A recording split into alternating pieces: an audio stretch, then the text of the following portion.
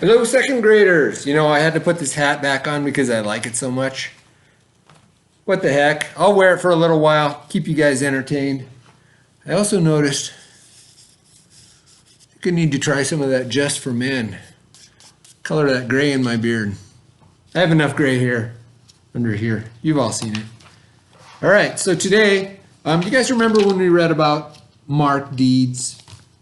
And he talked to kids who accomplished things. Remember, we read the story about the jump rope story, the splash artist, all of those stories. There's a couple stories that we never finished in this book. So I thought I'd just read them to you. They won't take very long. And while I do that, it's called Skipping Stones, or How to Skip a Rock. And this is the closest thing I could find. So this should be in your packet. You can go ahead and color that if you want. Might be kind of fun. Or if you don't want to color, you can just listen up. But I'm guessing you probably want to color. So I'll give you just a minute to get your stuff.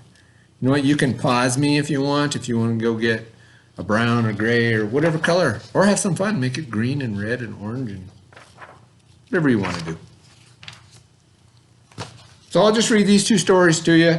I'll be sure and show you the pictures so you can see them. So it starts off, How to Skip a Rock. Okay, these look like river rocks. You ever notice the rocks along rivers? They're usually flat, and they get that way from the water running over it. And I bet the story tells us how to skip rocks. And maybe we don't know how to do that right now, but you kind of throw it sidearm, and the rock spins and it will skip across the water. So we'll read a little bit about this, and hopefully you can skip some rocks this summer if you haven't already.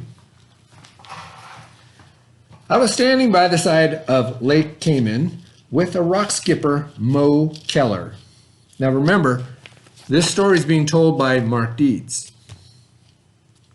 Mo, who is 11, was telling me how to skip rock. For starters, he said, you have to pick a good rock. You want one that is smooth and flat. Mo bent down, scooped up some rocks. He held them in his hands for me to see. Here are some rocks that are just begging to be skipped. See how nice and flat they are? Mo picked up one of the rocks. It was small, thin, smooth, and gray. It was 2 inches from end to end. He held it in his hand so I could see it. You want to hold it in your hand with the flat side down. Wrap the side of the rock with your index finger, like this, then sling it. It's best to toss sidearm. You don't want to aim it down at the lake too much. You want the rock to be whizzing just inches from the top of the lake. And as you let go of the rock, you want to snap your wrist so the rock starts spinning. Here's a picture. Mo skips a rock.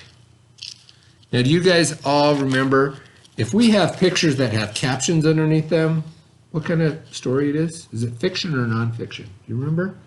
It has the caption, it is nonfiction, usually.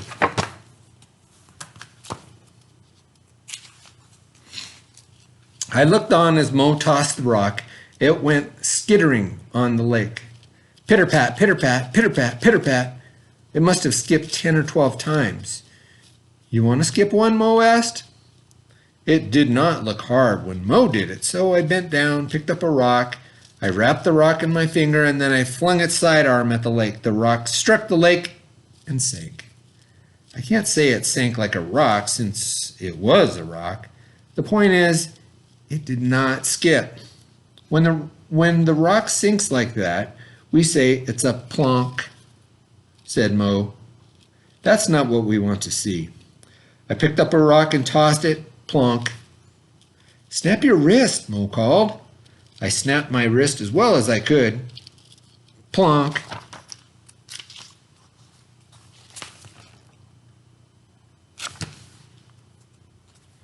And the caption says, my plonk. You are so close, said Mo. Let me help you. He came up to my side and pointed out how to toss the rock. I tossed the rock. This time it was different. The rock hit the top of the lake and went pitter-pat, It was just 3 skips, but it felt awesome. Rock solid, shouted Mo. I soon found out that Mo, as a rock skipper, likes to use the word rock. He sticks it in whenever he can get a chance. I skipped a bunch of rocks. I got one to skip 5 times. Mo yelled, "You rock!" The next rock I tossed skipped 6 times. It's like magic, I said. It's cool. I'm hooked. Here's the picture. The caption says, "My second try."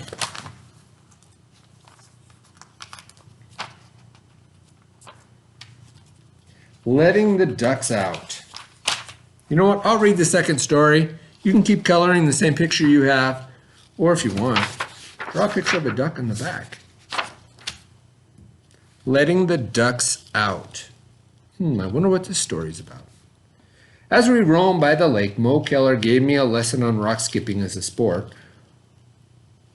What matters, I asked, is how far the rock skips or the number of time it skips? Well, said Mo, here in the United States what matters is the number of time the rock skips. But in the United Kingdom, it's not like that.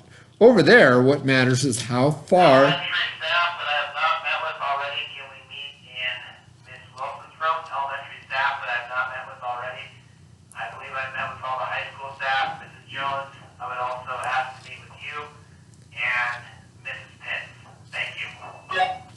I'll finish this up. Over there, what matters is how far the rock goes. Also over there, in the United Kingdom, is not named rock skipping. What is it named? Stone skiffing. Skiffing? I like the sound of that. When Mo saw that I liked the word skiffing, he reeled off a list of names for skipping rocks. In Denmark, it's named smutting. In Spain, it's making whitecaps. In Poland, it's letting the ducks out. Letting the ducks out? Are you kidding? No joke. That's what they say. Why do they say that? Mo shrugged. I'm not sure. Let's focus on the number of skips, I said. What's a good number? 15 is not bad. 20 is good. 30 is awesome. The record number of skips is over 51. 51? And I was so proud of my 6 skips. Well, Mo said, you're just starting out. I think you said you went to a stone skiffing contest in the United Kingdom. How did it go? Did you skiff your way to a prize? I asked. I had one great skiff, said Mo. It landed me in 5th place out of 100 or so skippers. That's cool, I said, patting him on the back. Bravo. That's the way to let the ducks out. Mo smiled. Want to see the snapshot, he asked. I nodded. Mo got out the snapshot of him with his prize. My goal for the next trip over there is to be in the top 3, he said. Rock on, I said.